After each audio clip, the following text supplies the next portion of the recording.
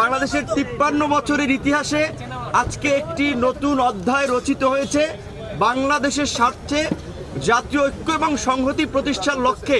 একটি সর্বদলীয়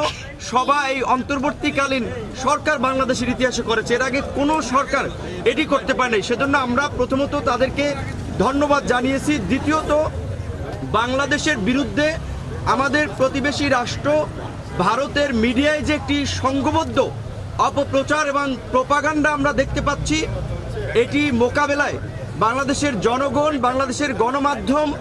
এবং বাংলাদেশের ডায়াসপোরা কমিউনিটি যারা বিভিন্ন দেশে ছড়িয়ে আছে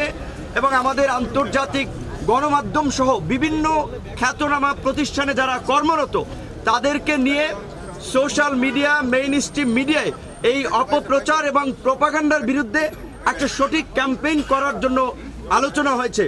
বাংলাদেশের আপনার উপ হাই কমিশনে আগরতলায় এবং কলকাতায় হামলা সহ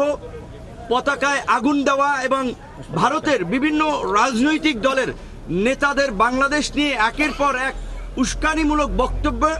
আমরা এটা ভারতের সরকারি অবস্থান কিনা সেটি জানার জন্য আলোচনা হয়েছে এবং সরকার এটি নিয়ে ভারতের সরকারের কাছে ব্যাখ্যা চাবে, সেটিও আলোচনা হয়েছে। যদি ভারত আমাদের সাথে একটা বন্ধুত্বপূর্ণ সম্পর্ক এগিয়ে নিতে চায় সরকারের পক্ষ থেকে এবং বাংলাদেশের রাজনৈতিক দলগুলোর পক্ষ থেকে সেই অ্যাপ্রোচ হবে। যদি ভারত সে ধরনের অ্যাপ্রোচ না দেখায়, তাহলে আবার বাংলাদেশের এই মুহূর্তে যারা মিত্র তাদেরকে সাথে নিয়েই বাংলাদেশ তার কর্মকৌশল ঠিক করবে। বিশেষ করে আজকে এই পরিস্থিতিতে যে